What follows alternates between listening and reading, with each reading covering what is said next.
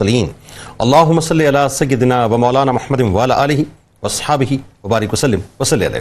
دنیا کے تمام دیکھنے والوں کو، تمام چاہنے والوں کو، تمام پیار کرنے والوں کو، اور جہاں جہاں تک اس وقت میری آواز کو سنا اور مجھے دیکھا جا رہا ہے، جنید اقبال کی جانب سے انتہائی محبت کے ساتھ السلام علیکم. ایک بار پھر ناظرین، آپ کو پر نور صبح میں صبح نور کے ساتھ میں دل کی گہرائیوں سے خوش آمدید کہتا ہوں. اور آئیے بلا توقف چلتے ہیں حضرت ابو انیس محمد برکت علی علیہ رحمہ کی تالیف اسماء النبی کریم صلی اللہ علیہ وآلہ وسلم سے رسول اللہ صلی اللہ علیہ وآلہ وسلم کا ایک اسم مبارک پڑھنے اور سننے کی سعادت حاصل کرتے ہیں. سیدنا کثیر الصدقہ صلی اللہ علیہ وآلہ وسلم، ہمارے سردار کثرت کے ساتھ صدقہ فرمانے والے، درود و سلام بھیجے اللہ آپ صلی اللہ علیہ وآلہ وسلم پر، آپ صلی اللہ علیہ وآلہ وسلم کے آل پاک پر اور صحابہ کرام رضوان اللہ تعالیٰ علیہم اجمعین پر. حضرت ابو ہریرہ رضی اللہ تعالیٰ عنہ سے روایت ہے کہ حضور نبی کریم صلی اللہ علیہ وسلم نے فرمایا کہ ہر روز جس میں سورج طلوع ہوتا ہے لوگوں کے لیے اپنے ہر جوڑ کا صدقہ دینا ضروری ہو جاتا ہے. جو لوگوں کے درمیان عدل کرتا ہے تو اس کا یہ عمل بھی صدقہ ہے. ناظرین کرام، جیسا کہ آپ جانتے ہیں کہ کل 5 ستمبر ہے، اور ظاہر ہے 5 ستمبر بنیادی طور پہ انٹرنیشنل چیریٹی ڈے کے حوالے سے منایا جاتا ہے، اور آج انشاءاللہ اسی ریلیونسی میں ہم صدقہ و زکوٰۃ و خیرات کی اہمیت اور فضیلت پر بات کریں گے. معاملہ یہ ناظرین، اچھا اس سے قبل کہ میں بات کا آغاز کروں، میں چاہتا ہوں دنیا میں جہاں جہاں ظاہر مخیر حضرات بستے ہیں، اور خاص طور پہ بلکہ مخیر کیا جہاں جہاں مسلمان بستے ہیں، ان کو چاہیے کہ آج ہمارے ساتھ رہیں، کیونکہ بہت کچھ انشاءاللہ آپ کو سننے کو اور سمجھنے کو ملے گا. معاملہ یہ ناظرین کہ اسلام ایک ایسا معاشی نظام چاہتا ہے اور ایسے معاشی نظام کو قائم کرتا ہے جس کے ذریعے مال معاشرے کے جسم میں خون کی طرح گردش کرتا رہے، نہ کہ یہ مال صرف اپر کلاس یا ایلیٹ کلاس یا اشرافیہ کی صورت کلاٹ بن کر ایک جگہ جم کر معاشرے کے جسم کو تباہ و برباد کر دے. لہذا صدقات، زکوٰۃ، خیرات سے کہیں مال کی پاکی تو کہیں معاشرے میں توازن، تو کہیں غریبوں، یتیموں، ناداروں کی امداد، تو کہیں معاشرے کو پرامن بنانا مقصد ہے. دنیا کا کوئی مذہب، ناظرین یہ بڑی کمال بات ہے کہ دنیا کا کوئی مذہب، کوئی نظریہ، کوئی ملک مال کی گردش کا اتنا حسین، اتنا خوبصورت، اتنا مربوط اور اتنا پھلدار تصور پیش نہیں کرتا جو دین اسلام نے صدقات، زکوٰۃ اور خیرات کی صورت میں پیش کیا ہے. یہ واحد دین اسلام ہے ناظرین جس نے مال کی تقسیم کو کہیں فرض کہا، کہیں واجب اور کہیں نفل قرار دیا. پھر چشم فلک نے وہ نظارہ بھی دیکھا کہ محبوب رب کائنات نے جب اپنے غلاموں کو راہ خدا میں خرچ کرنے کے لیے پکارا تو شمع رسالت کے پروانوں نے اپنا سب کچھ راہ خدا میں پیش کرنے سے بھی دریغ نہ کیا.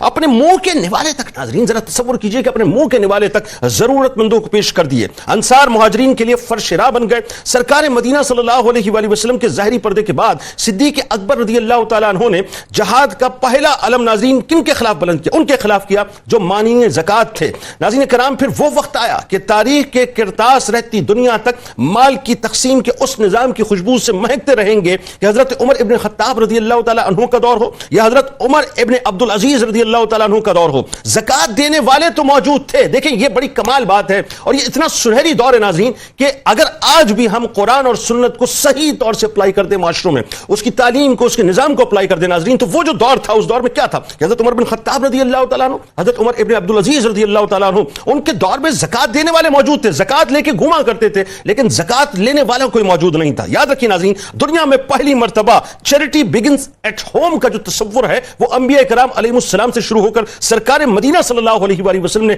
صحیح طور سے دنیا کے سامنے وضع کیا. پھر اسی عظیم تصور پر آپ علیہ السلام کی آل پاک نے اور صحابہ کرام رضوان اللہ تعالیٰ علیہم اجمعین نے پریکٹیکلی عمل کیا. پھر امت کو اس عظیم کام کی طرف موٹیویٹ کیا کہ زکوٰۃ، صدقات، خیرات اسلامی معاشرے کو فقر و افلاس، بے کسی و بدحالی، ناداری و محرومی اور دستے سوال پھیلانے سے پاک کرتی، اور ان ناداروں اور بے کسوں کے دلوں میں بغض و عناد، نفرت و حسد اور کینہ و کدورت دور کر کے اس کو صاف کر دیا کرتی ہے. انہی طبقاتی کشمکش اور علاقائی تعصب سے، یعنی جس کے اندر لوگ پیسوں کی وجہ سے الجھ جایا کرتے ہیں ناظرین، ان کو ان سے نکال دیا کرتی ہے. اخوت ایمانی کے پرفضا مقام پر لا کر ان کو کھڑا کر دیا کرتی ہے. قرآن سے آواز آتی ہے سورہ بقرہ سے کہ جو لوگ اللہ کی راہ میں اپنا مال خرچ کرتے ہیں ان کی مثال، کیا حسین مثال قرآن دیتا ہے ناظرین. دل کی سماعتوں سے سنیے، اللہ تبارک و تعالیٰ کیا ہمیں موٹیویٹ کرتا ہے اس حوالے سے کہ ہمیں اللہ کی راہ میں خرچ کرنا چاہیے. اللہ فرماتا ہے جو لوگ اللہ کی راہ میں اپنے مال کو خرچ کرتے ہیں ان کی مثال اس دانے کی سی ہے جس سے 7 بالیاں اگیں اور پھر ہر بالی میں 100 دانے ہیں، یعنی 700 گنا اجر پاتے ہیں، اور اللہ جس کے لیے چاہتا ہے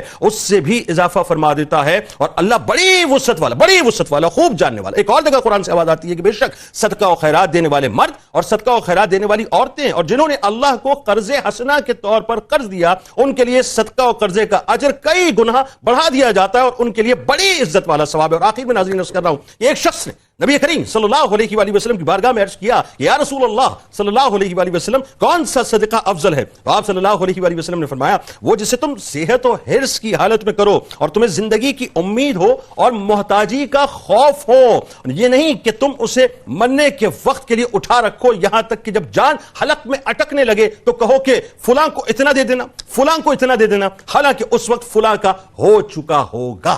یہ مال اللہ کا ہے ناظرین، بس اللہ کی امانت اللہ ہی کی بارگاہ میں خرچ کیجئے کہ اللہ تبارک و تعالیٰ جو ہے وہ اس کے صدقے سے ہماری دنیا بھی بنا دے اور آخرت بھی۔ آغاز کرتے ہیں، 3 شخصیات ہمارے ساتھ موجود ہیں جو یقیناً کسی تعارف کی محتاج۔ پہلی شخصیت ممتاز عالم دین محترم جناب مفتی محمد اسحاق مدنی صاحب، دوسری شخصیت ممتاز عالم دین محترم جناب مفتی محمد ارشاد حسین سیدی صاحب، اور تیسری شخصیت اسلامی نظریاتی کونسل کے ممبر ہیں ممتاز عالم دین جناب ڈاکٹر عمیر محمود صدیقی صاحب۔ آپ تینوں احباب کو السلام علیکم اور خوش آمدید۔ مفتی صاحب سب سے پہلے آپ سے آغاز کرتے ہیں، اور ظاہر ہے یہ جو تصور ہے بنیادی طور پر اسلام کا، میں چاہتا ہوں سب سے پہلے آپ یہ بتائیے کہ قرآن کی روشنی میں جو انفاق فی سبیل اللہ کے بارے میں اللہ تبارک و تعالیٰ نے فرمایا اس پہ تفصیلاً کلام فرمائیں۔ بسم اللہ الرحمن الرحیم، بہت شکریہ۔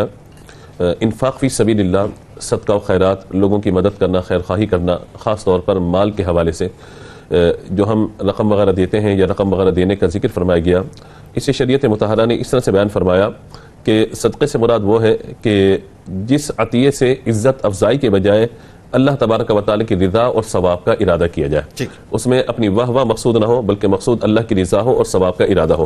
اسی چیز کو یوں بھی بیان فرمایا گیا کہ صدقہ وہ عطیہ ہے کہ جس پر اللہ تبارک و تعالی کی بارگاہ سے ثواب کی امید کی جائے۔ اب اس کی تقسیم جو شریعت مطہرہ کرتی ہے وہ 2 طرح سے کرتی ہے، ایک ہے صدقات واجبہ جن میں زکوٰۃ آ جاتی ہے، صدقہ فطر آ جاتا ہے یا کفارے وغیرہ کی رقم اس کے اندر شامل کر دی جاتی ہے۔ دوسرے صدقات نافلہ ہیں جنہیں ہم صدقہ و خیرات سے تعبیر کرتے ہیں، یعنی جب صدقے کی تقسیم کی جائے گی تو اسے صدقات واجبہ اور صدقات نافلہ سے تقسیم کیا جائے گا۔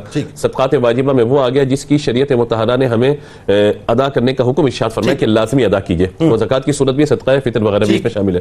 ایک وہ صدقہ ہے کہ جس کو شریعت مطہرہ نے ہمیں ترغیبی طور پر بیان فرمایا کہ آپ ادا کیجئے، کہ جس کی طرف قرآن پاک میں اللہ تبارک و تعالی نے سورہ بقرہ کی ابتدائی آیات میں اشارہ فرمایا، وہ کیا ہے؟ الذین یؤمنون بالغیب ویقیمون الصلاۃ ومما رزقناہم ینفقون۔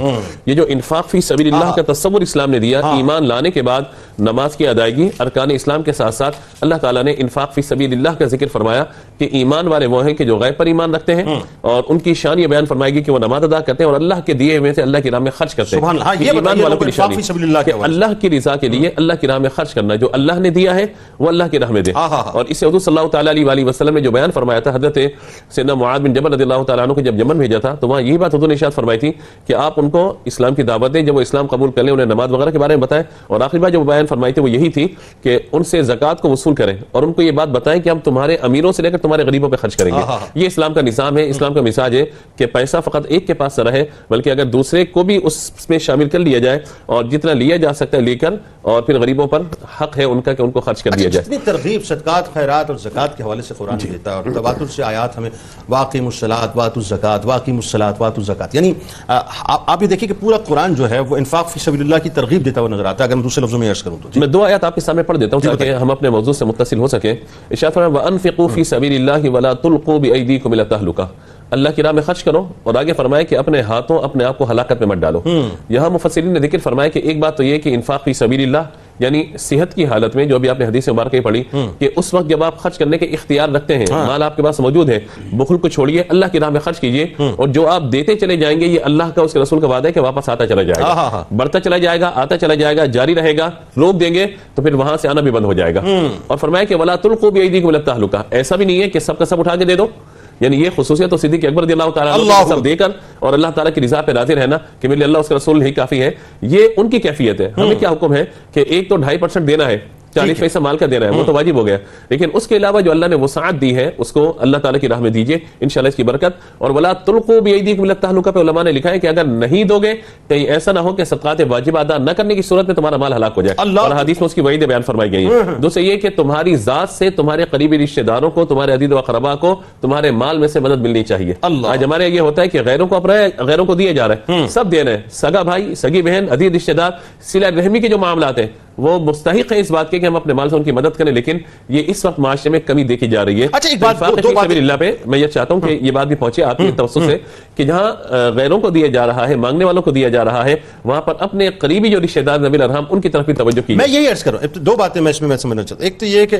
واقرض اللہ قرضا حسنا، یعنی کیسی بات ہے کہ مال بھی اللہ کا ہے، سب کچھ اللہ کا ہے، لیکن اس کے باوجود اللہ تبارک و تعالیٰ قرض حسنا مانگتا ہے۔ پھر وہ کہتا ہے کہ ہم اس کو بڑھا دیتے ہیں بڑھا دیتے ہیں بڑھا دیتے ہیں یہاں تک کہ پھلتا پھولتا رہتا ہے، یعنی وہی بات ہے کہ کھجور کو اللہ تبارک و تعالیٰ پہاڑ بنا دیا کرتا ہے۔ ایک بات۔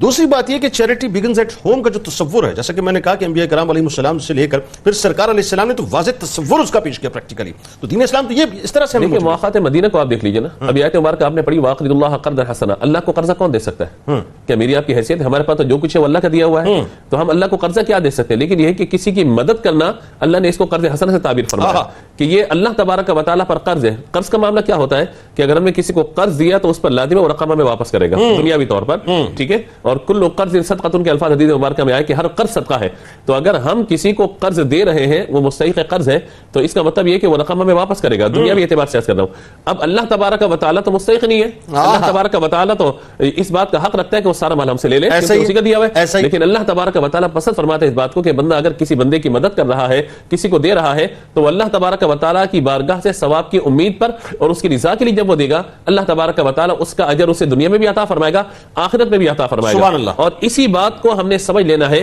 کہ جو ہم دیں گے اللہ تبارک و تعالیٰ اپنی بارگاہ سے ہمیں لوٹائے گا۔ ایگزیکٹلی، اور کمال تو یہ ہے کہ لوٹانے کا بھی تصور دیکھیں نا آپ، مطلب یہ روی میں جملہ تو آپ کہہ جاتے ہیں کہ صاحب ایک کھجور اللہ کی بارگاہ میں دیں، اللہ اس کو جو ہے وہ اپنا بڑا کرتا رہے گا یہاں تک کہ وہ پہاڑ بن جائے گا، تو یہ کہہ دینے میں تو ایک جملہ ہے، لیکن بظاہر دیکھیے کہ مال بھی اللہ کا، سب کچھ اللہ کا، اور دینے کو بھی جو اللہ تیار ہے۔ اچھا اب اس بات کو یوں ذرا سے آگے بڑھاتے ہیں مفتی صاحب، آپ ذرا بتائیے کہ احادیث میں اللہ کی راہ میں صدقہ، زکوٰۃ اور خیرات کی جو فضیلتیں آتی ہیں، اس کی جو اہمیت بیان کی گئی ہے، یعنی میں جب دیکھتا ہوں تو اتنا تواتر سے اس حوالے سے بار بار اللہ کی طرف سے، سرکار علیہ السلام کی طرف سے موٹیویٹ کیا گیا، ترغیب دلائی گئی ہے کہ ایسا لگتا ہے کہ مطلب یہ اگر ہم نے یہ کام چھوڑ دیا تو پھر اس کا مطلب ہے کہ بے مصرف ہو گئی زندگی۔ بتائیے۔ بہت شکریہ، بہت اہم سوال ہے، اور آپ نے کل انٹرنیشنل ڈے کے حوالے سے جو آج اس پروگرام کو ترتیب دیا ہے، میں سمجھتا ہوں بہت خوبصورت پیغام ہمارے ناظرین تک پہنچ رہا ہے۔ اور آپ نے حدیث مبارکہ سے متعلق سوال کیا ہے، یہ جو ابھی آپ نے فرمایا کہ کتنا خوبصورت جملہ ہے کہ ایک کھجور جس کو اللہ تبارک و تعالیٰ پرورش فرما کر پہاڑ کے برابر کر دے، یہ حدیث مبارکہ ہے۔ حضور نبی اکرم صلی اللہ علیہ وسلم نے ارشاد فرمایا کہ اللہ تبارک و تعالیٰ ارشاد فرماتا ہے کہ اے ابن آدم، تو میری راہ میں خرچ کر، میں تیرے اوپر خرچ کروں گا، تو جتنا میری راہ میں دیتا چلا جائے گا میں اس کا کئی گنا بڑھا کر تجھے لوٹاتا چلا جاؤں گا۔ اور پھر یہ حدیث مبارکہ ہے کہ آقا علیہ السلام نے فرمایا اگر کوئی شخص اپنے رزق حلال کی کمائی سے ایک کھجور کے برابر بھی خرچ کرتا ہے، بشرطے کہ وہ اس کا رزق حلال ہو، کیٹیگوریکل بات ہے یہ، جی رزق حلال ہونا چاہیے، رزق حلال ہو، ایک کھجور کے برابر بھی اگر خرچ کیا ہے تو اللہ تبارک و تعالیٰ اس کی ایسے پرورش فرماتا ہے جیسے تم کسی بچڑے کی پرورش کرتے ہو، اور اس سے وہ چھوٹا ہوتا ہے اور پھر پرورش کے نتیجے میں وہ بڑا ہو جاتا ہے، تو اللہ تبارک و تعالیٰ اس کی پرورش کرتا ہے حتیٰ کہ اسے پہاڑ کے برابر بنا دیتا ہے۔ سبحان اللہ۔ اچھا ایک ضمن ایک جملے میں وضاحت، پھر آپ اپنے اسی موضوع کی طرف آ جائیے۔ یہ جو آپ نے فرمایا کہ شرط ہے کہ وہ رزق حلال سے صدقہ کرے، میں نے بہت سے ایسے لوگوں کو دیکھا جو کھل کے 2 نمبر کام کرتے ہیں، کھل کے رشوتیں لیتے ہیں، کھل کے کرپشن کرتے ہیں، کھل کے لوگوں کی جو گردنیں مارتے ہیں، کھل کے جو گردنیں مار کے پیسہ کماتے ہیں، اور پھر چیریٹی کے نام پر، صدقات کے نام پہ، خیرات کے نام پہ بڑے بڑے کام کر رہے ہوتے ہیں۔ وہ یہ اس تصور سے کہ سارا وائٹ واش ہو جائے گا جو ہم نے پیچھے کیا، تو ایسا ہو جاتا ہے؟ ہاں دیکھیے، اس سے تو ایوائڈ کرنا چاہیے، لیکن میں اس میں اعتدال کی بات کروں گا۔ وہ یوں کہ ایک شخص ہے، اس کے پاس کچھ مال وہ بھی ہے جو حلال طریقے سے آ رہا ہے، ٹھیک ہے، کچھ وہ بھی ہے جو ناجائز طریقے سے آ رہا ہے۔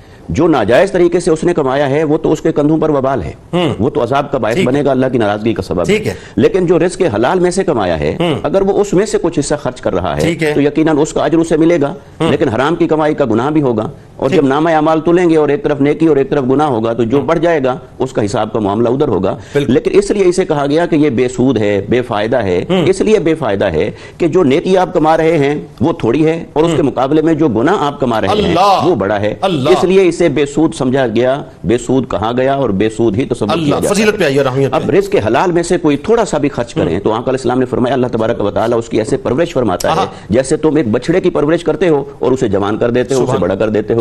ایسے ہی آقا علیہ السلام نے ایک اور حدیث مبارکہ ہے، آقا علیہ السلام نے ایک دن نماز عصر ادا فرمائی اور اس کے فوراً بعد اٹھ کے گھر چلے گئے اور پھر آپ واپس تشریف لائے. تو صحابہ کرام نے آپ کے اس عمل مبارک کو دیکھا اور حیرت میں ڈوب گئے کہ اچانک ہی آپ تشریف لے گئے اور اچانک ہی آپ واپس تشریف لے آئے. تو آقا علیہ السلام نے فرمایا کہ میرے پاس گھر میں صدقہ کا سونا رکھا ہوا تھا, میں نہیں چاہتا تھا کہ ہمارے گھر میں شام اس حال میں ہو جائے کہ وہ سونا ہمارے گھر میں موجود رہے, شام ہونے سے پہلے ہی میں اسے تقسیم فرمانا چاہتا تھا.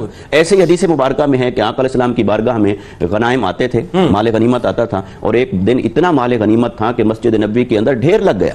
آقا علیہ السلام اسے تقسیم فرماتے رہے حتیٰ کہ ظہر کی نماز ہو گئی, پھر تقسیم فرماتے رہے, عصر کی نماز ہو گئی, پھر تقسیم فرماتے رہے, اور اس وقت تک آپ اٹھ کر اپنے حجرہ مبارک میں تشریف نہیں لے گئے جب تک آپ نے سب کچھ تقسیم نہیں فرما دیا. ایسے ہی ایک روایت میں حضرت عائشہ صدیقہ رضی اللہ تعالیٰ عنہ, آقا علیہ السلام نے کہیں سے کوئی ہدیہ آپ کی خدمت میں پیش ہوا, وہ گوشت تھا, آپ نے بھجوایا گھر, اور جب آپ گھر تشریف لائے تو حضرت عائشہ رضی اللہ تعالیٰ عنہ آپ نے عرض کی یا رسول اللہ صلی اللہ علیہ وسلم باقی میں نے بانٹ دیا ہے, یہ بچ گیا ہے.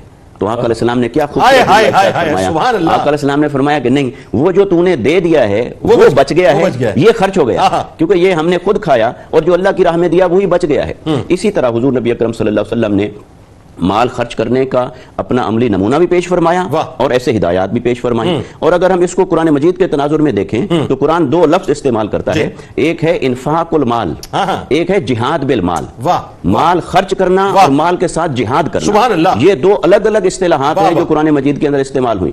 جہاد کے اندر جو اس وقت ریلیونٹ نقطہ عرض کرنا چاہتا ہوں وہ یہ کہ جہاد مشقت کا نام ہے, جہاد محنت اور سٹرگل کا نام ہے, لہٰذا جہاد بالمال کا لفظ یہ تقاضا کر رہا ہے کہ ضروری نہیں تمہارے پاس لاکھوں کروڑوں اربوں ہوں اور اس میں سے تھوڑا سا خرچ کر دو, بلکہ جہاد بالمال یہ تقاضا کرتا ہے کہ پاس کچھ نہ بھی ہو تب بھی خرچ کرو, تھوڑا ہے وہ بھی خرچ کرو. مجھے آپ کی وہ بات یاد آ گئی, سرکار علیہ السلام نے فرمایا نا, جس کا مفہوم ملتا ہے حدیث کا کہ ایک درہم 1,00,000 درہم سے آگے بڑھ گیا. صحابہ نے عرض کیا رسول اللہ صلی اللہ علیہ وسلم یہ کیا معاملہ, فرمایا جس کے بعد 2 لاکھ تھے اس نے 1 لاکھ دیا, جس کے بعد 2 ہی درہم تھے اس نے 1 اللہ کی راہ میں خرچ کر دیا. اچھا مفتی صاحب, اب اس میں جو بڑی اہم ترین بات ہے, ظاہر ہے موضوع اتنا وسیع ہے لیکن کم از کم سینوپسس بھی اگر لوگوں کو پہنچ جائیں اور کسی کے دل پہ ہم نوک کر جائیں تو میرا خیال ہے کام ہمارا ہو گیا.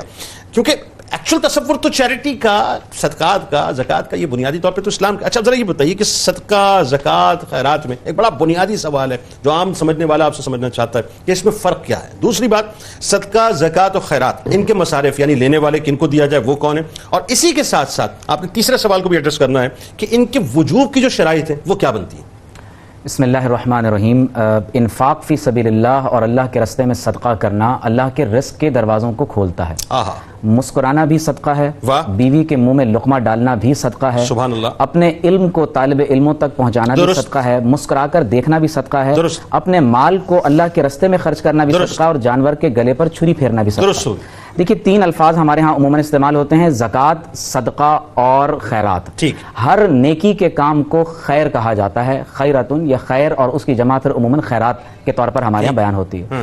تو گویا کہ ہم کسی بھی طور پر کوئی بھی نیکی کا عمل سر انجام دے رہے ہوں وہ خیرات میں سے ہے, وہ نیکیوں میں سے ہے. لیکن جب ہم خاص طور پر صدقہ یا صدقات اور زکوٰۃ کی بات کرتے ہیں تو قرآن مجید میں کہیں کہیں صدقہ کو زکوٰۃ کے معنی میں بھی استعمال کیا گیا اور کبھی زکوٰۃ کو صدقہ بھی کہہ دیا جاتا ہے. جیسے آپ دیکھیے کہ انما الصدقات للفقراء والمساکین, تو یہاں مراد زکوٰۃ سے وہ فرض صدقہ مراد ہے کہ جو ہر سال ہولان ہول یعنی پورا سال گزرنے کے بعد ایک شخص اپنے مال پر زکوٰۃ ادا کرتا ہے. تو گویا کہ خیرات تو عمومی نیکیوں کو کہا جاتا ہے جس میں مالی صدقہ بھی شامل ہوتا ہے, لیکن جب ہم صدقات کی بات کرتے ہیں تو وہ 2 بڑی تقسیمات میں منقسم ہو جاتا ہے. ایک زکوٰۃ ہے جس کو زکوٰۃ فرض کہا جاتا ہے, اور ایک صدقہ ہے کہ جس میں عموماً واجبات بھی ہوتے ہیں اور نفلی صدقات بھی ہوتے ہیں.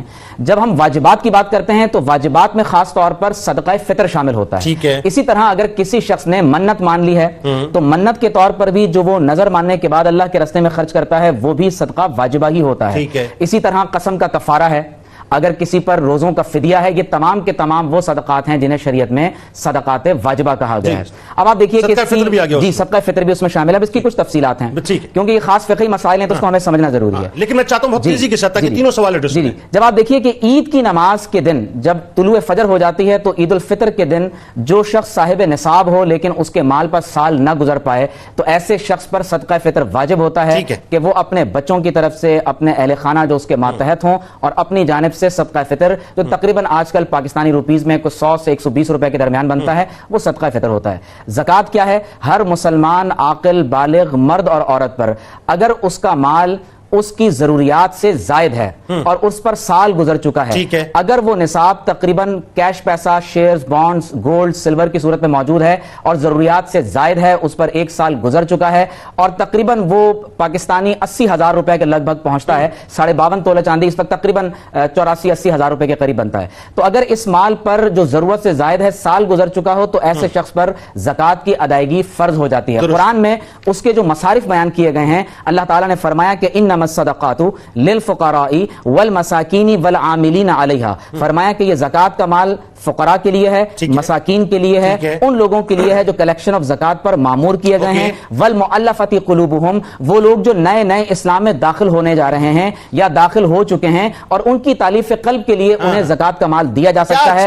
وفر رقاب، کسی کی گردن آزاد کرانے کے لیے پرانے زمانے میں غلام ہوتے تھے، آج اغوا برائے تاوان کے طور پر بھی زکوٰۃ کی رقم ادا کی جا سکتی ہے۔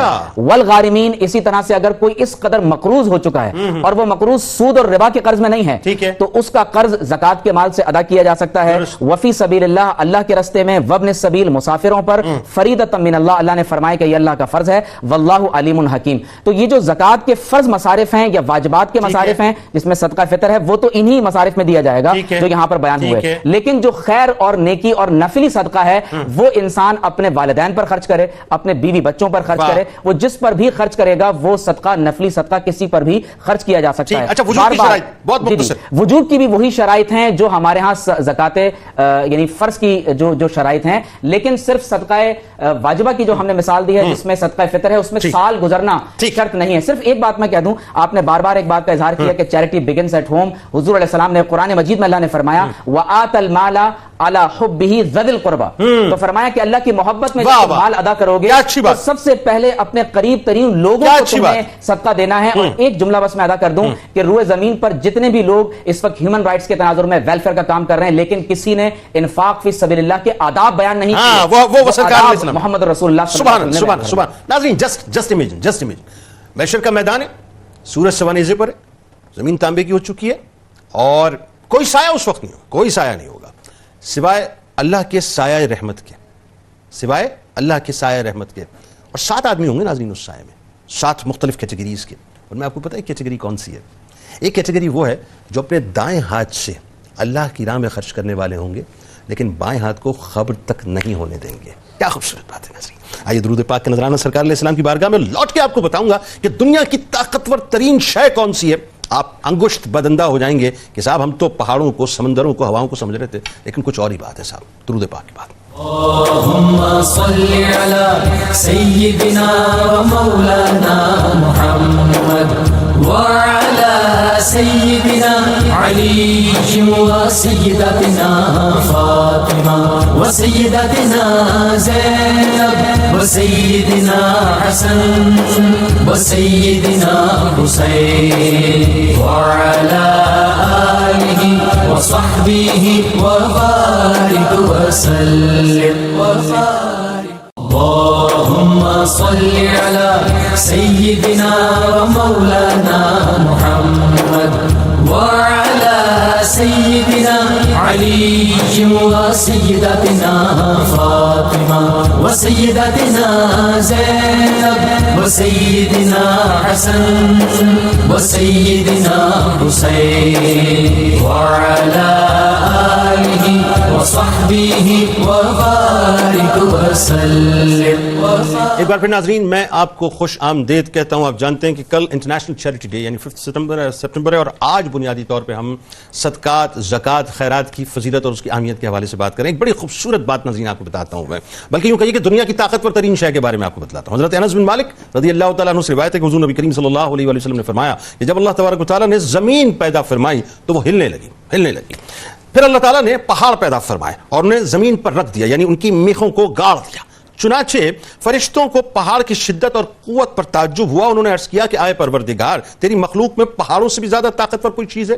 تو اللہ تبارک و تعالیٰ نے فرمایا کہ ہاں، लोहा। अच्छा, आप जानते हैं लोहा जो है वो पहाड़ों को काट दिया करता है, तो जवाब में आया लोहा। उन्होंने अर्ज किया, या रब, क्या तेरी मखलूक में लोहे से भी ज्यादा ताकतवर कोई शय है? तो अल्लाह तबारक व तआला ने फरमाया आग। आप जानते हैं कि आग जो है वो लोहे को पिघला दिया करती है। तो उन्होंने फिर पूछा कि ऐ परवरदिगार, तेरी मखलूक में आग से भी ज्यादा ताकतवर कोई चीज है? तो अल्लाह तबारक व तआला ने फरमाया हाँ, पानी, क्योंकि पानी आग को बुझा दिया करता है। फिर अर्ज किया, परवरदिगार, तेरी मखलूक में पानी से भी ज्यादा कोई ताकतवर शय है? तो अल्लाह तबारक व तआला ने फरमाया कि हवा है। आप जानते हैं नाज़रीन कि पानी को हवा जो है वो जहां चाहता है, वो हवा जहां चाहती है पानी को उड़ा के ले जाती है। तो फिर पूछा कि हवा से भी ज्यादा सख्त कोई मखलूक है? तो अल्लाह तबारक व तआला ने फरमाया कि हाँ, इंसान है। और क्या है वो नाज़रीन, जरा सुनिए कि वो अपने दाएं हाथ से, दाहिने हाथ से सदका देता है और बाएं हाथ से उसको पोशीदा रखता है। तो बस अल्लाह की राह में खर्च कीजिए, इससे ज्यादा ताकतवर शय कुछ हो नहीं सकती। अल्लामा साहब, जरा ये बताइए कि अब इसमें जो अगला सवाल पैदा होता है कि इस्लाम का जो माशी निज़ाम है दुनिया के दीगर मज़ाहिब और नज़रियात के मुकाबले में कितना मुख्तलिफ है, कितना हसीन है, कितना खूबसूरत है, कितना जाम है? जी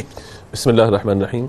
देखिए, हमारे यहाँ दुनियावी तौर पे भी एक दूसरे के साथ मदद का तस्वुर पाया जाता है, चाहे वो मुस्लिम हो चाहे गैर मुस्लिम हो। जब हमें मदद की ज़रूरत पड़ती है तो एक दूसरे के साथ अखलाकी तौर पे, माली तौर पे कहीं ना कहीं मदद का एक तस्वुर रहता है। लेकिन इस्लाम ने इस मदद के हवाले से जो हमारी रहनुमाई की है, जो कुछ बताया, वो क्या है कि एक तरफ तो लोगों को सवाल करने से मना किया बिला ज़रूरत, कि किसी से सवाल ना किया जाए माली तौर पे, किसी को पुकारा ना जाए, किसी को कहा ना जाए। अल्लाह तबारक व तआला की बारगाह में अपनी हाजतें पेश की जाए, उसी से मदद तलब की जाए। लेकिन अगर कभी किसी को कहा गया कि अगर आपको ज़रूरत है तो आप अगर किसी से सवाल करते हैं, तो अब एक तरफ सवाल करने की ममानात की गई, दूसरी तरफ ये कहा गया कि आप अपने दाएं बाएं अपने अतराफ के लोगों पर नजर रखें कि अगर कोई आपको भूखा नजर आता है, मोहताज नजर आता है, गुर्बत में नजर आता है, कहीं कोई किसी की फकीरी आपको नजर आ रही है, असीरी नजर आ रही है, तो आप अल्लाह की दी हुई तौफीक से उसकी मदद कीजिए। वाक़ात मदीना जो है, आप उसकी पूरी अगर हिस्ट्री पढ़ेंगे उसमें यही नजर आता है कि नबी रहमत सल्लल्लाहु तआला अलैहि वसल्लम ने यही कहा था ना कि एक अमीर एक गरीब का बोझ उठा ले, एक अंसार एक मुहाजिर का बोझ उठा ले। और फिर ये हुआ कि उन्होंने अपना माल भी आधा दे दिया, अपने अहल के अंदर भी दाखिल किया उन्हें, और फिर ये एक निज़ाम बनता चला गया। तो ये हमारा माशरा है कि जिसकी तश्कील इस्लाम ने इस अंदाज से बयान फरमाई और इस तरह से माशरे को तश्कील दिया कि एक अमीर एक गरीब का बोझ उठा ले। अच्छा, एक बात यहाँ पे आप देखिए, जितने दीगर मज़ाहिब या आप मगरिब को उठा के देखें, वहाँ फर्द की विल के ऊपर है, वो चाहे तो चैरिटी करे चाहे तो ना करे, उसको कोई मतलब ना उसको बाउंड किया जाता है ना उसको मोटिवेट किया जाता है, उसकी अपनी सेल्फ मोटिवेशन होती है। इस्लाम कहीं इसको फर्ज कर रहा है तो कहीं इसको वाजिब कर रहा है तो कहीं इसको नफिल कर रहा है, यानी इस्लाम आपको जो है पूरा कोड ऑफ कंडक्ट दे रहा है, उसके तहत आपको चलना है। जी देखिए, इस्लाम का एक निज़ाम ये कि कोई शख्स बरहना ना हो, कोई शख्स भूखा ना हो, बस ये दो बातें समझ लीजिए कि कोई शख्स हमारे सामने भूखा ना सोए, किसके जिस्म पे लिबास है तो लिबास पहना दीजिए, किसको खाने की तलब है तो आप उसे खाना खिला दीजिए। ये जो एहसास है ना इस वक्त, ये हमें इस वक्त पाकिस्तान में और दुनिया भर के मुसलमानों में नजर आता है। वो माह रमजान में भी नजर आते हैं, सहरी इफ्तारी के औकात में, और उसके अलावा आपको मुख्तलिफ दस्तरखान नजर आते हैं जहां पर लोगों को इस अंदाज से खाना पेश किया जा रहा है, जहां इज्जत के साथ उन दस्तरखानों पर बिठा के खिलाया जा रहा है। मैं एक रिसर्च पढ़ रहा था, कमोबेश मतलब मोरलेस जो है वो जो फिगर बन गई है, पाकिस्तान के अंदर हर साल 300 अरब रुपए की चैरिटी तकरीबन की जाती है, जो दुनिया में इस वक्त नंबर 1 पाकिस्तान रैंकिंग के एतबार से चैरिटी में। जी तो आप ये देखिए कि जब हम ये बात करते हैं कि सदक़े के मामला दीगर चीजें, तो शरीयत तरगीब हमें दिलाई है, यानी हम जब किसी को दे रहे हैं तो उसका फायदा एक तो माली तौर पर हमें बज़ाहिर ना भी हो, लेकिन उसके फवाइद हमें क्या नजर आते हैं, खास तौर पे खैरात के बारे में, क्योंकि ज़कात तो साल में अदा की जानी है। खैरात के बारे में नबी मुकर्रम अलैहिस्सलाम ने फरमाया, जब कोई शख्स तुम में से बीमार हो जाए तो सदका दो और सदक़े के जरिए अपने मरीजों का इलाज करो। तो जाहिर है कि हमारे कोई बच्चा बीमार हो जाए, कुछ भी हो जाए, तो हस्ब इस्तिताअत कुछ न कुछ सदका दे देना चाहिए। दूसरा फरमाया कि सदका दो, अल्लाह तबारक व तआला इसकी बरकत से तुम्हें हादसात और बीमारियों से महफूज रखेगा। तीसरी बात यार बयान फरमाएगी कि सदका दो, अल्लाह तबारक व तआला इसकी बरकत से तुम्हारे अमाल और नेकियों में इजाफा फरमाएगा। अच्छा, सदका जो है अखलाक में बेहतरी का सबब भी है कि बंदा जब बुखल से निकलता है तो माल देने के सबब ही निकलता है। दूसरा, सेहतमंद माशरे की तश्कील इसके अंदर है कि यानी एक शख्स भूखा सो रहा है और एक पेट भर के सो रहा है तो माशरा सेहतमंद नहीं है, माशरे के अंदर बीमारी मौजूद है। तो बीमारी कैसे खत्म होगी कि सामने वाले की भी अपनी हैसियत के मुताबिक कफालत की जाए। तीसरी बात जो मैं आज करना चाहता हूँ, हदीस मुबारक की रोशनी में हज़रत जाबिर बिन अब्दुल्लाह रज़ियल्लाहु तआला अन्हु फरमाते हैं कि रसूलुल्लाह सल्लल्लाहु अलैहि वसल्लम ने हमें खुतबा इरशाद फरमाया, उसमें चंद बातें इरशाद फरमाई। पहली बात फरमाया, लोगों मरने से पहले अल्लाह से तौबा करो, फुर्सत के लम्हात खत्म होने से पहले नेक अमाल बजा लाओ, सुभान अल्लाह, अपने रब तबारक व तआला का जिक्र करो और पोशीदा और ज़ाहिरी तौर पर सदका करके अपने रब से ताल्लुक को कायम कर लो। इसकी जज़ा ये होगी कि अल्लाह तबारक व तआला तुम्हें रोजी भी अता फरमाएगा, अल्लाह ताला तुम्हारी मदद भी फरमाएगा और तुम्हारे अहवाल को भी अच्छा फरमा देगा। ये है वो बुनियादी तसव्वुर जो हमें देखना चाहिए कि हम अपना हाल बेहतर करना चाहते हैं, अपने अतराफ का बेहतर करना चाहते हैं। और क़िबला डॉक्टर साहब ने रिवायत पढ़ी थी کہ اپنی بیوی کے منہ میں لقمہ ڈالنا اس کو بھی صدقے کے افضل ترین معاملات سے شمار کیا گیا. اچھا علامہ صاحب، پوشیدہ اور ظاہر صدقہ، اب اس میں ایک بات ذرا اب ریلیونٹ ہے، چونکہ مطلب میں سمجھتا ہوں بہت سے لوگ اس بات کو سمجھنا چاہتے ہوں گے. ایک تو جیسے کہ میں نے ایک روایت بیان کی کہ بروز محشر ظاہر اس سایہ رحمت میں ان میں سے ایک شخص وہ ہے جو دائیں ہاتھ سے دے رہا ہے بائیں کو خبر نہ ہو، ایک وہ جو پوشیدہ صدقہ کرنے والا ہے، ایک وہ ہے جو ظاہر کر کے صدقہ کر رہا ہے. اچھا اس کے حوالے سے بہت سے لوگ سوال بھی اٹھا دیتے ہیں کہ جی مطلب یہ اپنی نیم فیم کے لیے، نمود و نمائش کے لیے، دکھاوے کے لیے سارا کام کر رہا ہے، تو اس بات کو ہم کیسے دیکھیں گے؟ میں حدیث مبارکہ آپ کو پیش کر دیتا ہوں تاکہ بات واضح ہو جائے. دیکھیے 4 باتیں قرآن بیان پہ، الذین ينفقون اموالهم باللیل والنہار سرا وعلانیہ، دن میں صدقہ، رات میں صدقہ، ظاہری صدقہ، پوشیدہ صدقہ. ہمیں حکم یہ ہے کہ ہم استعداد قائم کریں گے سامنے والے کے بارے میں، الا یہ کہ جب تک کہ ہمیں کوئی وجہ نہ مل جائے کہ وہ ریاکاری کر رہا ہے، دکھاوا کر رہا ہے. کیونکہ صدقہ ہے ہی اس وقت کہ جب اس سے اللہ تعالیٰ کی رضا اور نیکی کے حصول کی نیت کی جائے. دوسرے یہ کہ بعض اوقات آپ جب دے رہے ہوتے ہیں تو ترغیب کے لیے دے رہے ہوتے ہیں، اچھا موٹیویٹ کرنے کے لیے لوگوں کو. اس پر حدیث مبارکہ میں آپ کو پیش کروں کہ نبی مکرم علیہ الصلوۃ والسلام جب تشریف فرما ہوتے تھے تو کوئی سائل آتا تھا نا، حضور سے سوال نہیں کرتے تھے، وہ آ کر بیٹھ جاتے تھے، حضور ان کی کیفیت کو دیکھ کے بیان فرما دیتے تھے. اب ایک سائل ہے، ان کے جسم پہ ایک چادر تھی، سیدھے چھپا ہوا تھا، اوپر کے خالی تھا. تو حضور صلی اللہ تعالی علیہ وآلہ وسلم نے ترغیب ارشاد فرمائی، لوگوں صدقہ دو، صدقہ دو، صدقہ دو. تو لوگوں نے اپنی چادریں جو ان کے پاس اضافی تھی اٹھا کر حضور کے قدموں میں ڈالنا شروع کی. حضور نے ایک چادر اٹھا کر اس سائل کے سر پہ ڈال دی. اب اس نے اپنے جسم کے اپنے اوپر کے حصے کو ڈھانپ لیا. نبی رحمت صلی اللہ تعالی علیہ وآلہ وسلم نے محسوس فرمایا کہ مزید اس سے ضرورت ہے. حضور نے فرمایا کوئی ہے جو صدقہ کرے اللہ کے نام میں، کس کو لباس پہنائے. ایک صحابی اٹھے، انہوں نے حضور کے قدموں میں چادر ڈالی. حضور نے یوں دیکھا تو اب وہ صحابی جنہیں چادر دی گئی تھی انہوں نے اپنی چادر اتار کر حضور کے قدموں میں ڈال دی. حضور آپ نے فرمایا تھا دینا تو میں بھی ثواب میں شامل ہونا چاہتا ہوں. تو اب یہ کیا سارا معاملہ ہے جن کے لیے طلب کیا جا رہا ہے؟ حضور نے فرمایا کہ تمہارے لیے تو مانگا جا رہا تھا، تمہارے لیے طلب کیا جا رہا تھا. تو یہ ہے وہ معاملہ. بعض بار یوں ہوتا ہے کہ سربراہ کوئی بڑا کہیں موجود ہے، اگر وہ رقم نکال کے دیتا ہے دوسروں کو اس پر جو ہے وہ ترغیب ملتی ہے. ترغیب کے لیے اگر دے رہا ہے تو بالکل دی جا سکتا ہے. اچھا یہ جو بات ابھی اسی بات کو تھوڑا سا آگے بڑھا لیتے ہیں، یہ کیسی ترغیب ہے، یہ کیسی تاکید ہے کہ اپنا سب کچھ سرکار علیہ السلام کی بارگاہ میں نشاور کرنے کو تیار ہیں، اور اس وقت یہ نہیں ہے کہ جی میں اتنا بچا لوں یا اتنا رکھ لوں، بس یہ ایک اعلان ہو گیا، ایک بات آ گئی، ختم، وہ حکم کا درجہ رکھتی ہے، سب کچھ نشاور کرنا ہے. مطلب صدقات، زکوٰۃ و خیرات کے حوالے سے جو ہمیں اسلام میں اتنی تاکید نظر آتی ہے، اتنی تواتر سے تاکید نظر آتی ہے، ذرا اس بارے میں بتائیے کیوں ہے؟ دیکھیے قرآن مجید نے نماز پڑھنے والے کو متقی کہا، روزہ رکھنے والے کو متقی کہا. دیگر کئی اعمال ہیں جن کے بجا لانے والے کو یہ منصب، یہ درجہ، یہ اعزاز عطا فرمایا کہ وہ متقی ہے. لیکن اس کا جو اس میں تفضیل کا صیغہ بنتا ہے اتقا. اتقا کا مطلب ہے سب سے زیادہ متقی، سب سے بڑا متقی. یہ لفظ قرآن مجید نے صرف اس کو عطا فرمایا ہے جو اللہ کی راہ میں اپنے مال کو خرچ کرتا ہے. سبحان اللہ. فرمایا وَسَيُجَنَّبُهَا الْأَتْقَى الَّذِي يُؤْتِي الْمَالَ يَتَزَكَّى، کہ اللہ تبارک و تعالیٰ اس شخص کو جہنم کی آگ سے آزاد فرمائے گا جس نے اللہ کی رضا کی خاطر اپنا مال خرچ کیا اور اپنا تزکیہ کر لی. سبحان اللہ. اس کو اتقا فرمایا، سب سے بڑا متقی. تو دیکھیے کہ جتنے اعمال ہیں ان تمام اعمال کے مقابلے میں جب ہم مال خرچ کرنے کے عمل کو رکھتے ہیں تو یہ انسان کو محض متقی نہیں بناتا بلکہ اتقا بناتا ہے، سب سے بڑا متقی بناتا ہے.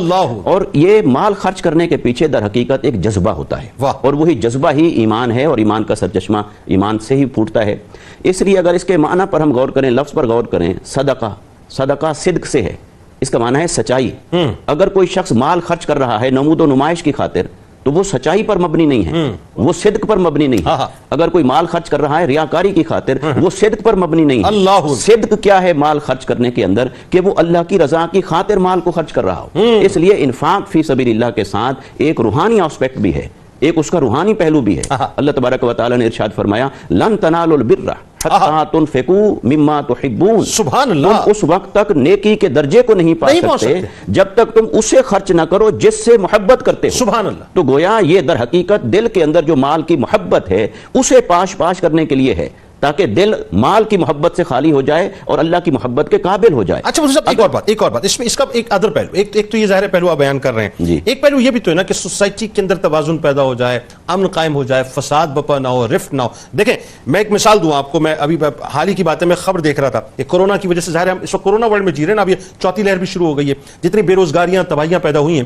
میں ایک نیوز پڑھ رہا تھا، لاہور ہی کی نیوز تھی، کہ ایک نوجوان جو ہے وہ ایک سگریٹ کے مطلب جو پان کا کھوکا ہوتا ہے اس کے اوپر گیا، اس نے اس سے لیتا ہوگا روٹین میں مطلب وہ سگریٹس اور اپنا پان وغیرہ، اس دن اس نے مانگا، کہا جی میرے پاس پیسے نہیں ہیں. اس نے منع کر دیا کہ میں ادھار نہیں دوں گا، جس طرح تم پریشان ہو میں بھی کہنے لگے نہیں دو گے. اس نے اس وقت اس کو جو باقاعدہ شوٹ کیا، یعنی وہ زخمی ہو گیا، وہ خدا نہ خاصہ مرا نہیں. لیکن آپ یہ دیکھیے یہ جو فرسٹریشن ہے، جب توازن نہیں رہتا تو پھر ہوتا یہ کہ انسان یہ کہتا ہے کہ تم گاڑی میں کیسے گھوم رہے ہو، میرے گھر میں تو دودھ پلانے کے لیے جو پیسے تک نہیں ہیں. یہ بنیادی طور پہ تو اسلام اس میں توازن. جہاں مال خرچ کرنے کے پیچھے بہت سارے اسباب اسباب ہیں. ایسا نہیں ہے کہ اللہ رب العزت نے مال خرچ کرنے کا حکم اس لیے دیا ہو کہ اللہ تعالیٰ کو یہ اچھا نہیں لگتا کہ تمہارے پاس زیادہ مال کیوں ہے.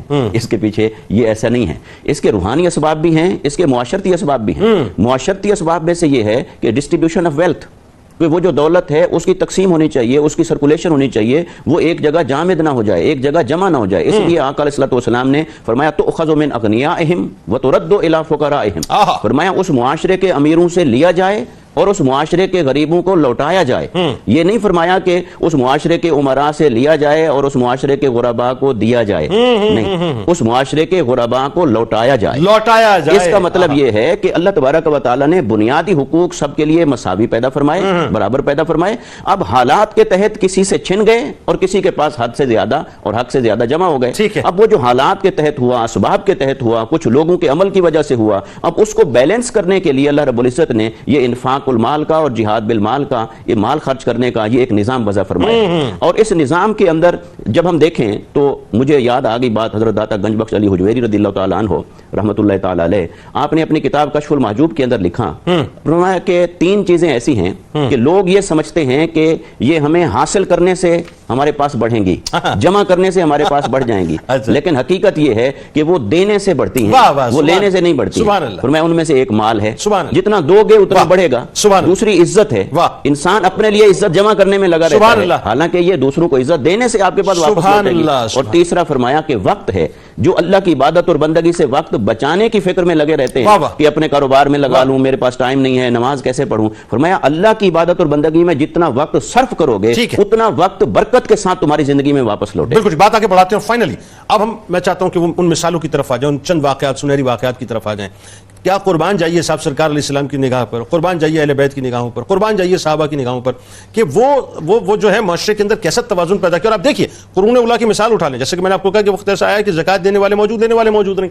آج جو فرسٹریشن معاشرے کے اندر ہمیں نظر آتی ہے اور اس میں ظاہر ہے وائلنس بڑھ رہا ہے, اس کے اندر جو بیرا روی بہت زیادہ بڑھ رہی ہے, بہت کچھ بڑھ رہا ہے. یعنی میں آپ کو بتاؤں تلخ سے جملہ ادا کرنے جا رہا ہوں, میرا ماننا یہ اسی بے روزگاری کا شاخسانہ ہے کہ جس کی وجہ سے ٹک ٹاک پہ جو ہے وہ انتہائی آپ کو بدتمیزی اور بے شرمی نظر آتی ہے, کیونکہ اب وہ اسنیک ویڈیوز پہ جو ہے وہ ایزی ایکسس ہو گیا پیسے کا, پیسہ کمانے کا یہ بھی ایک ذریعہ بن چکا ہے, چونکہ اور ظاہر جابز نہیں, یہ معاملات ہیں. اب ذرا یہ بتائیے اہل بیت اور صحابہ کرام کی جو انفاق فی سبیل اللہ کے واقعات ہیں اس میں ذرا روشنی ڈالیں.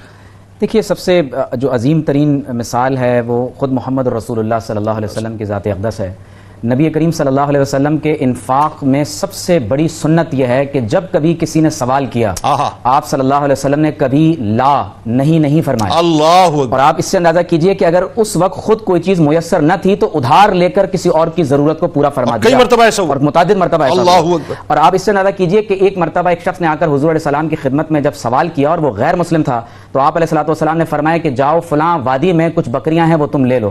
جب وہ شخص وہاں گیا تو حیران ہو گیا کہ پوری وادی بکریوں سے بھری ہوئی. یہ نبی کریم صلی اللہ علیہ وسلم کے سخاوت کا عالم ہے. حضرت سیدنا ابو بکر صدیق رضی اللہ تعالیٰ عنہ کی سخاوت کو جب ہم دیکھتے ہیں, جس آیت کی طرف قبلہ مفتی صاحب نے بھی اشارہ کیا کہ وَسَيُجَنَّبُهَا الْأَتْقَى الَّذِي يُؤْتِي مَالَهُ يَتَزَكَّى وَمَا لِأَحَدٍ عِندَهُ مِن نِعْمَةٍ تُجْزَى إِلَّا ابْتِغَاءَ وَجْهِ رَبِّهِ الْأَعْلَى. قرآن مجید میں یہ آیت مقدسہ حضرت صدیق اکبر کے بارے میں نازل ہوئی, اور قرآن نے جنید بھائی انفاق فی سبیل اللہ کی وجہ سے آپ کو الاتقى کہا ہے. اور امام فخر الدین رازی رحمۃ اللہ علیہ نے فرمایا کہ اللہ نے فرمایا ان اکرمکم عند اللہ اتقاکم, کہ اللہ کی بارگاہ میں سب سے زیادہ افضل وہ ہے جو تم میں سب سے بڑا متقی ہے. اور انفاق فی سبیل اللہ کی وجہ سے صدیق اکبر کے بارے میں فرمایا کہ وہ الاتقى ہیں. اس سے یہ ثابت ہوا کہ اللہ کی محبت میں صدیق اکبر سب سے افضل صحابی ہیں. پھر آپ یہ دیکھیے کہ صدیق اکبر رضی اللہ تعالیٰ عنہ غزوہ اسرہ کے موقع پر اپنا سب کچھ حضور کے نام پر قربان کر دیا, اور جب سوال ہوا تو فرمایا ابقیت لہم اللہ ورسولہ, میں ان کے لیے اللہ اور اس کے رسول علیہ السلام کا نام چھوڑ کر آیا ہوں. اور اسی غزوہ اسرہ میں ایک صحابی صرف ایک مٹھی کھجور لے کر آیا. حضور علیہ الصلوۃ والسلام نے ان کھجوروں کو سارے سامان پر بکھیر دیا اور فرمایا کہ اللہ تعالیٰ کو یہ کھجوریں بہت پسند آئی ہیں. حضرت عائشہ صدیقہ سلام اللہ علیہا, حضرت امام حسن علیہ السلام, حضرت امام زین العابدین علیہ السلام, مطلب آپ دیکھیے, مطلب آپ مثالیں پیش کرتے چلے جائیں. جی اب آپ دیکھیے کہ حضرت سیدنا امام حسن, امام حسین, عبداللہ بن جعفر رضی اللہ تعالیٰ عنہم اجمعین ایک مرتبہ سفر پہ تھے, رستہ ایک مقام پر پہنچے تو ایک بڑی عورت کی آپ نے بکری ذبح کی, بھوک میں تھے, کھانا تناول کیا, میزبانی اس عورت نے فرمائی, اس نے پہچانا نہیں کہ یہ کون ہے. انہوں نے فرمایا کہ اگر کبھی کوئی حاجت ہو تو مدینہ منورہ آ جانا. مختصر یہ کہ وہ بوڑھی عورت جب فقر کی کیفیت میں ایک مرتبہ مدینہ طیبہ پہنچی تو حضرت سیدنا امام حسن نے اسے پہچان لیا. آپ نے فرمایا کہ میں وہی ہوں جن کی تم نے خدمت کی تھی. آپ اندازہ کیجئے جنید بھائی 1000 بکریاں اس عورت کو عطا فرمائی. ایک بکری کے بدلے میں 1000 بکریاں. اللہ اکبر. آج ایک بکری کی قیمت کیا ہے؟ پھر فرمایا کہ جاؤ اسے میرے بھائی امام حسین کے پاس لے جاؤ. حضرت امام حسین علیہ السلام نے اسے مزید 1000 بکریاں عطا فرمائی. اور جب عبداللہ بن جعفر علیہ السلام کی بارگاہ میں پہنچے تو آپ نے فرمایا میرے بڑے بھائیوں نے کتنی بکریاں عطا کی؟ تو فرمایا 1000 بکریاں. آپ نے 2000 بکریاں عطا فرمائی. وہ فقر و فاقے کی کیفیت میں عورت مدینہ طیبہ کی ایک مالدار ترین عورت میں شمار ہو گئی. اور قربان جائیں کہ اہل بیت کا روزہ ہے اور کئی دن بھوک و پیاس کو برداشت کر رہے ہیں. اور جب روزہ افطار کا موقع آیا تو ایک دن انہوں نے مسکین کو افطار کا کھانا عطا کر دیا, دوسرے دن یتیم کو عطا کر دیا, اور تیسرے دن قیدی کو عطا کر دیا. تو اللہ تعالیٰ نے قرآن کی آیت نازل فرما دی وَيُطْعِمُونَ الطَّعَامَ عَلَى حُبِّهِ مِسْكِينًا وَيَتِيمًا وَأَسِيرًا, کہ وہ اللہ کی محبت میں مال عطا کرتے ہیں مسکین کو, یتیم کو اور قیدیوں کو. ایک آیت ایسی ہے جس پر صرف علی المرتضیٰ نے عمل کیا ہے, اور وہ عمل یہ ہے کہ قرآن مجید کی آیت مبارکہ نازل ہوئی کہ یہ وہ مقدس ہستیاں ہیں جو حالت رکوع میں صدقہ ادا کرتے ہیں. اور جس وقت یہ آیت نازل ہوئی ہے علی المرتضیٰ رضی اللہ تعالیٰ عنہ حالت رکوع میں تھے. آپ نے اسی وقت عمل قلیل کے ساتھ آپ نے اپنی جو انگوٹھی تھی وہ اتار کر کسی کو. اچھا آپ یہ دیکھیں سیدنا عثمان بن عفان رضی اللہ تعالیٰ عنہ غنی, کیا بات ہے, غنی وقت مطلب یوں کہیے غنی دورہ. آپ حضرت عبد الرحمن بن عوف رضی اللہ تعالیٰ عنہ کی سخاوت دیکھیے, حضرت امام زین العابدین علیہ السلام کی سخاوت دیکھیے, ذرا بتائیے نا اس بارے میں. جنید بھائی آپ دیکھیے کہ عثمان غنی رضی اللہ تعالیٰ عنہ کیا عالم ہے کہ جب آپ کی بارگاہ میں, جب مکہ مکرمہ اور مدینہ طیبہ کے تمام تر لوگ آپ کے بارگاہ میں جمع ہو جاتے ہیں تو ایسے وقت میں ایک ایسا قافلہ کہ جس قافلے کی ابتدا شام سے ہوتی ہے اور انتہا مدینہ طیبہ میں ہوتی ہے, اور تمام تر اونٹوں پر سامان لدا ہوا ہے, بڑے بڑے تاجر آتے ہیں اور کہتے ہیں کہ ہمارے ساتھ تجارت کر لیجیے. آپ فرماتے ہیں کہ میں نے اللہ تبارک و تعالیٰ کے ساتھ سودا کر لیا, اور آپ نے وہ تمام کا تمام مال حضور علیہ الصلوۃ والسلام کی خدمت میں پیش کر دیا. صحابی رسول حاضر ہوئے, انہوں نے حضرت طلحہ رضی اللہ تعالیٰ عنہ, جب صدیق اکبر نے اپنا سارا مال حضور کی بارگاہ میں پیش کر دیا تو حضرت طلحہ رضی اللہ تعالیٰ عنہ کے پاس صرف ایک سونے کا حصہ تھا. آپ وہ مال لے کر حضور علیہ السلام کی خدمت میں حاضر ہوئے. آپ صلی اللہ علیہ وسلم نے وہ سارا مال قبول کرنے سے منع کر دیا. اللہ اکبر. تو معلوم یہ ہوا کہ وہ سارا مال قبول کرنے کی جو صلاحیت ہے وہ صرف صدیق اکبر رضی اللہ تعالیٰ عنہ نہیں. مطلب if I'm not wrong, مجھے یاد پڑتا ہے کہ یہ غزوہ تبوک کا موقع ہے, اور اسی موقع کے اوپر جس وقت صدیق اکبر رضی اللہ تعالیٰ نے سارا مال دیا, ایک صحابی ایسے بھی تھے جن کے پاس چند کھجوریں تھیں, تو سرکار نے بکھیری فرمایا کہ آج ان کھجوروں کے صدقے سے سب کا مال اللہ تبارک و تعالیٰ نے. اسی غزوے کو غزوہ اسرہ اس لیے کہا جاتا ہے کہ مسلمانوں نے شدید ترین تکالیف کے موقع پر وہ عمل سر انجام دیا. اور میں صرف ایک آخری بات کہوں گا کہ حضور علیہ الصلوۃ والسلام کی سنت جنید بھائی یہاں تک ہے کہ وصال کا وقت قریب ہے اور جسم مبارک پر ایک جبہ ہے اور ایک تہبند ہے. اس وقت ایک شخص نے سوال کیا, یا رسول اللہ مجھے اپنا یہ جبہ عطا فرما دیں. حضور علیہ السلام نے وہ جبہ اتار کر اسے عطا فرمایا. آپ تینوں آپ کا بہت شکریہ, آپ تشریف لائے. اللہ تعالیٰ اس گفتگو کو اپنی بارگاہ میں قبول فرمائے اور ہمیں صدقات, خیرات, زکات دینے کی اور اللہ کی راہ میں خرچ کرنے کی توفیق عطا فرمائے. بہت خوب.